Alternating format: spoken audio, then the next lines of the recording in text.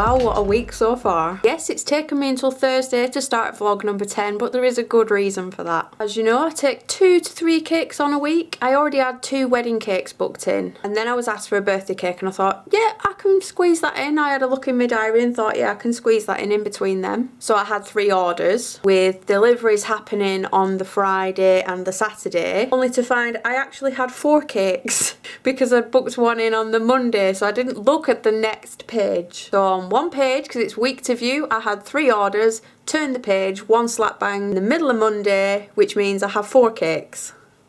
Not great planning on my part. So I have 3 wedding cakes and a birthday cake. I have been working like an idiot, which is why it's taken me till Thursday to even start the vlog. But I have a delivery on Friday, so tomorrow I'm meeting halfway at a service station with a wedding cake. I have finished, so I will show you that in a minute. Friday night, I think I have a collection for the birthday cake, which is a Zootopia Cake or Zootropolis, depending on where you're from. That is currently ganached and doesn't have any sugar paste on it yet. The second wedding cake is being delivered on Saturday morning to Fleetwood, and that is a cat tree. It will all make sense when I show you. And the last wedding cake is being delivered on the Sunday to a house so that they can take it so it's ready for the Monday. That hasn't even been baked yet. I'm getting around to it, So I will show you cake number 1 that I've currently finished. So here is wedding cake number 1 that we're delivering tomorrow halfway.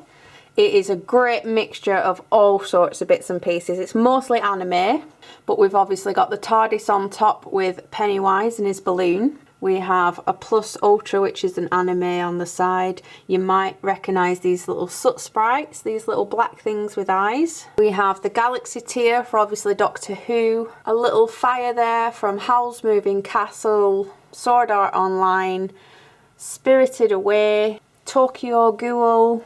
My accent makes that sound really weird. Ghoul. Of course, the Demogorgon from Stranger Things. So then we made the bottom of it the upside down with all the little ashy flakes. And thought that might be where a facehugger or an alien might hang out. This is actually a cream egg that I've covered in sugar paste, so when you cut that, all the white goo will ooze out. We've also got little darts there as well from Stranger Things. So yeah, definitely a mixture of things on there. And I've also got a little light as well, which is one of these. It's a balloon light, and when you screw it together it lights up or it flashes. I can't do it with my left hand. Just a minute. So yeah, you can have that flashing, and there's a little hole at the top of the TARDIS that sits in. So the TARDIS will flash. Cake number 2 is sat on my dining table. This is the Zootopia Cake, which needs covering, stacking, decorating. This one's going tomorrow night, I think. Cake number 3 might give away why it's taken me so long to start the vlog. It's got a bit of a structure to it, so I've got threaded rod going down. This is a 10-inch square cake, which is like a little cat hut. I have then to cover the threaded rod to thicken it up and add some string there. There's a little ball that needs decorating. The top will be a cat with the bride and groom sat on it, and there will also be a cat poking its head out of here, and some toy mice and blankets. The cake is on its own board, by the way. It's not sat on MDF. It's got its own little 10-inch board underneath there, and this one's protected by tape too. And like I said, I haven't even started baking the wedding cake yet, and that's a 3-tier cake.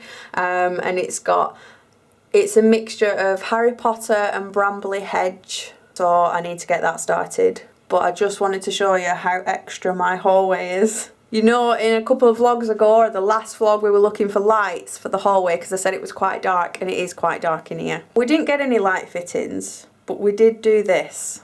Are we ready? Oh, who needs light fittings when you can have fairy lights? These are going to be up all year round. It was cheaper and much brighter than getting new lights.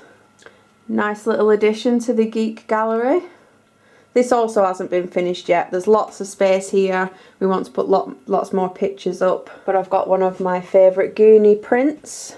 Obviously this is the scene where they're all going down the hill on their bikes. It's so good you can even tell who the characters are. Mikey, Data, Mouth, and right at the back is Chunk.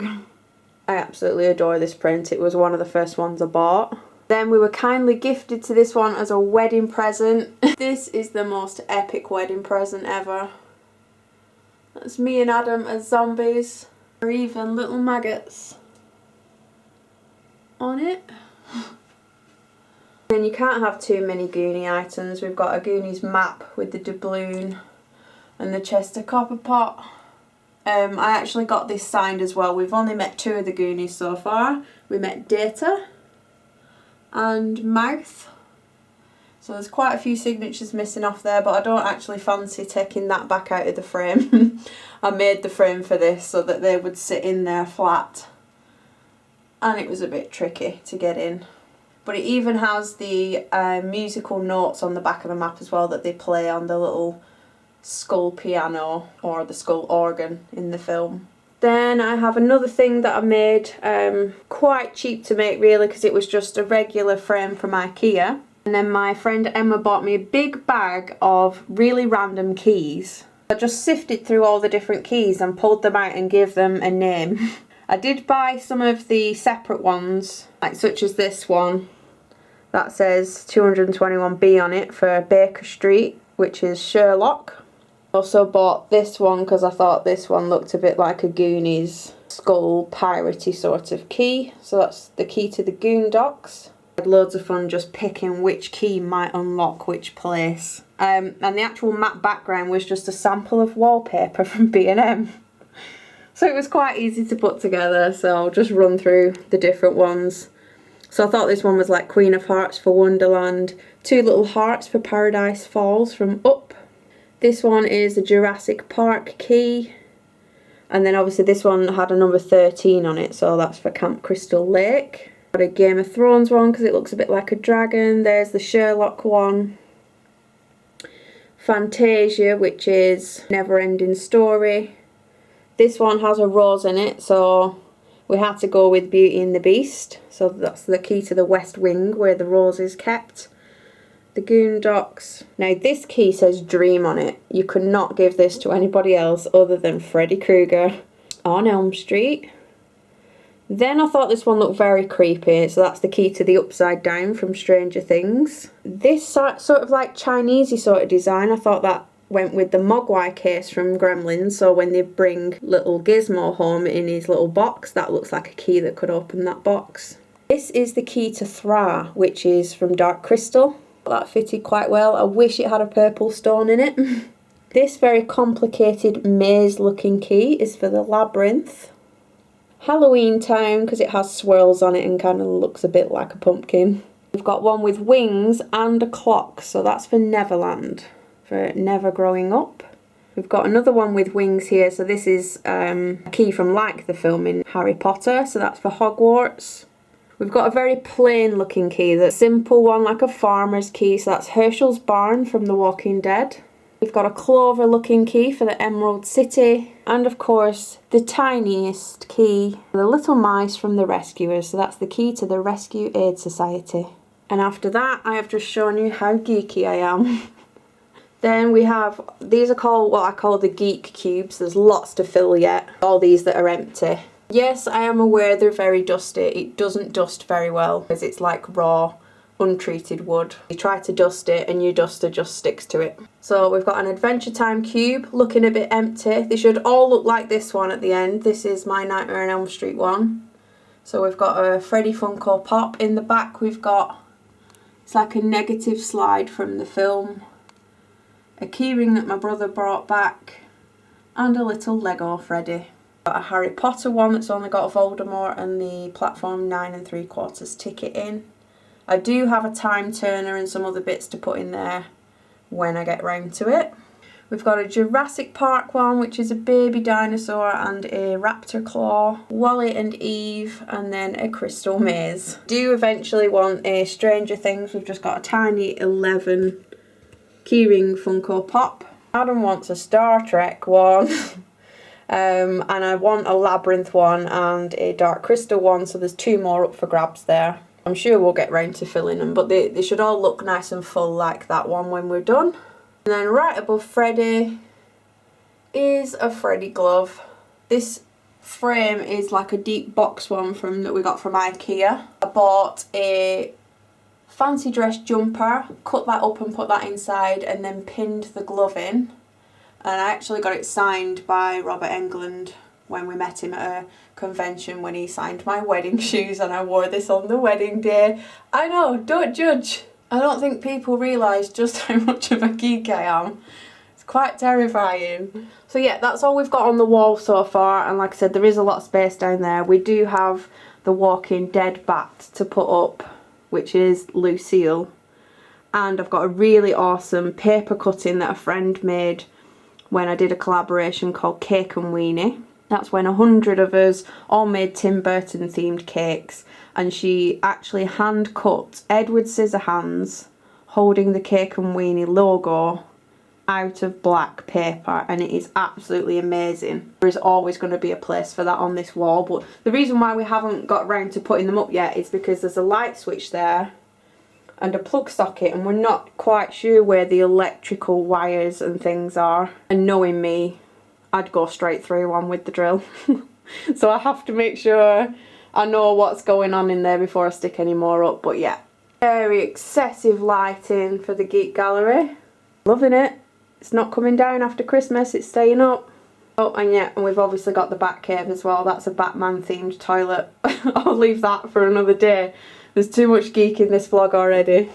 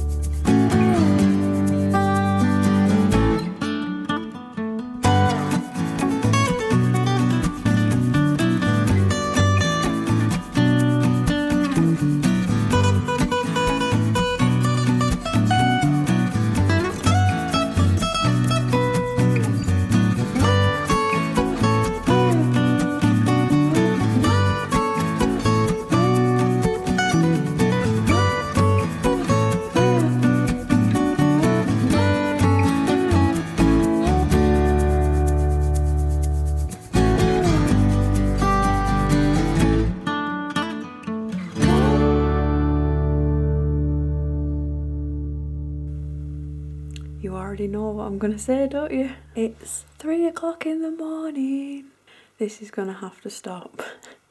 Totally my own fault. But we went to deliver the wedding cake to the service station. We set off at 1:15 and we didn't get back in till 7 o'clock. There were just traffic jams everywhere. I've only had from 7 o'clock to get 2 cakes finished. One was the Zootropolis cake and the other was the cat one. So I'll show you the Zootropolis one finished. So the top tier is Judy Hopps with her big ears. And the bottom has Lily's other favourite characters on. She liked Nick, Judy and Flash. And then there's like street signs, street lamps, bins, buildings all the way around with little canopies. So this one's been collected in the morning before we set off with the other one. And this is the other cake. I've absolutely no idea how I'm going to get this there. There's no box big enough for it. I hope to God it's not raining. The bride is currently bald. She needs hair tomorrow morning. Her head is a little bit too soft to add her hair on. Otherwise it's just going to squash it. So that's the last thing I need to do, is add the hair in the morning when I get up. They are the pet cats. We've got a black one up the top and then one hiding in the box at the bottom. We've got toy mice. We've got a little swinging rope ball I'm going to have to support that tomorrow. It's going to be swinging around all over the place. Absolutely dreading it. It's way bigger than I set out to make. It'll probably feed their guests twice instead of just once. That's 3 of 4 cakes. Fourth cake is a wedding cake that we're delivering on Sunday that is currently still bare cake. It's got no filling, no ganache. So that's what I'll be doing when I get back from delivering this tomorrow, as long as this goes in one piece. And little paw print pattern on the wooden floor. But yeah, I'm going to bed and I'll give her hair tomorrow.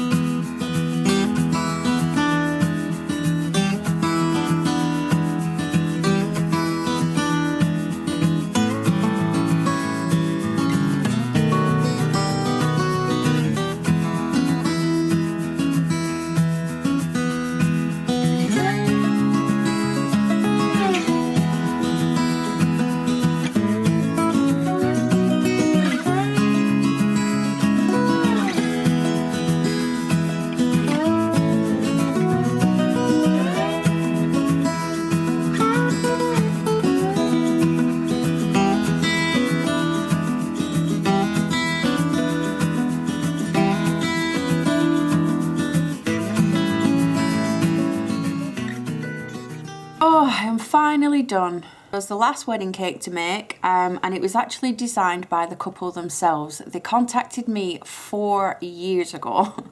So they booked this cake 4 years in advance, and it finally came round to the day. They wanted the bottom part on Brambly Hedge, so it's like the watercolour effect flowers and the sketchy drawings from the books. The middle tier they wanted trees, so it transitions from the green to the blue sky. Then on the blue sky on the top they wanted the silhouette of Hogwarts. And they weren't quite sure what to have as a topper, so I thought, well, if you're going to have Hogwarts, you can go with 2 cute little owls. And I asked them if they knew what Potter houses they were in so I could apply the correct scarves. So they had a Ravenclaw and a Gryffindor owl. We delivered that to Altrincham. It's roughly about an hour away. And that was me, 4 cakes, finally finished, thank the Lord. I do actually have some footage of a cake that I set up the week that I wasn't vlogging.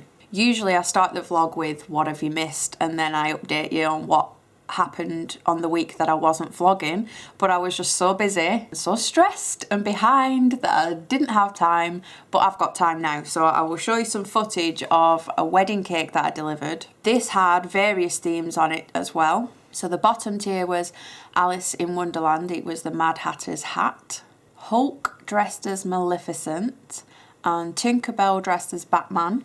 There was a glass globe separator, and in there was Maui from Moana. Top tier was the Toy Story clouds with the little up house on there with all the balloons. Had Lilo with some Wolverine claws, and Doug also from Up with a little Thor hammer and a golden Disney castle on the top.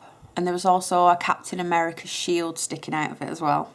Set that up at a great venue I've never been to before. Room looked amazing. She had like a Alice in Wonderland themed top table. There was trees and lights, and she'd made some really cool signs as well. So I hope they had an amazing day. The cat cake delivery, tiny little bit stressful. The bride was there when we were setting up, and she loved it and couldn't wait for the groom to see it. So that was all good. And another thing I didn't even tell you either, I want to give a mention to a girl called Abby. I made her wedding cake, which was the World of Warcraft frosty one. To say thank you for making the cake, she sent me a little gift, and when it arrived I just couldn't believe it. It's absolutely amazing. It is a candle, but it has my logo in glittery writing, so that's the black cherry side. And as you know, I've got 2 sides to my business, so on the other side it's little cherry. and it's got 3 wicks. I cannot even begin to describe what this smells like. It is black cherry scented. It's so strong. It's stronger than any other candle that I have ever bought. It's absolutely amazing. Oh, I haven't even lit it yet. I don't want to light it because I know I'll be sad when it's all gone. So I just want to just hold it and just keep going over and sniffing it. I used to have a toy that I bought. I'm sure it was a pink dragon. And it came with a tiny little bottle of perfume. And that's exactly what it smelled like. You open the bottle and it smelt of cherry. And I never used any of it. I kept the bottle. I must have had it for about 7 years, and I used to just come across it when I was rooting through my toys. I'd find a little bottle and I'd just take the lid off, sniff it, put it back.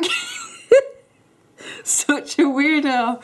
But when I find something I like and it smells really nice, I don't want to use it. I don't want to waste it and then never find it again. But Adam keeps telling me to light the candle. I mean, and not only that, it's purpley coloured as well, which is, it just matches the front room perfectly.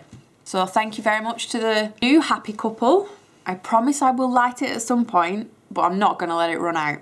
So that's another vlog done for another week. Very stressful one. It is Cake International next week. I am only there on the Friday. We are travelling down Thursday night when Adam gets in from work.